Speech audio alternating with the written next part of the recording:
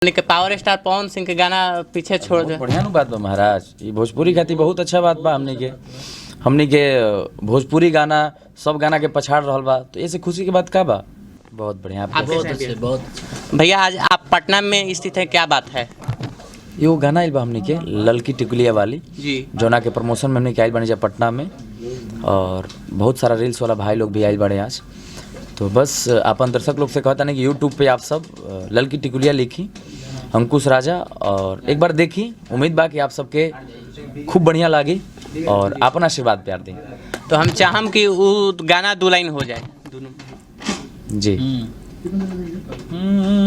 रुझ के पीछा तू सतावो ना, का हमरा से चाही तू बतावो ना, कोनो नाम के लगोले उठ लाली बाड़ू का, उठ लाली बाड़ू का, ए ललकी टिकुलिया वाली बोल खाली बाड़ू का, कि ये हो ललकी टिकुलिया वाली बोल खाली बाड़ू का।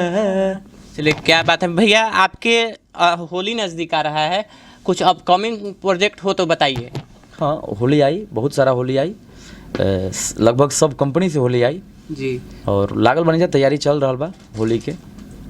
भैया आपका कुछ दिन पहले पकड़ुआ बियाह आया था, उसके बाद और कोई वेब सीरीज या फिल्म कब तक आने वाला है? जी, वेब सीरीज भी आ रहा है पकड़ुआ बियाह के बाद, और फिल्म तो अभी 3-4 को बाद जो उनकी रिलीज पे बा, फ्लोर पे बा।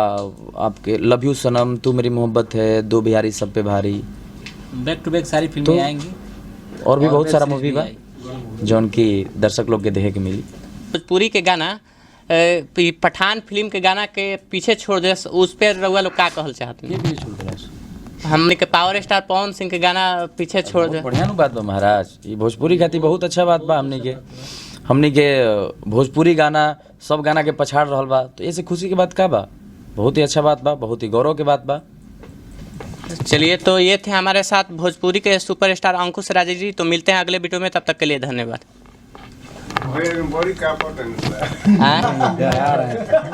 चलिए हम हेलो करवा लेते हैं बस।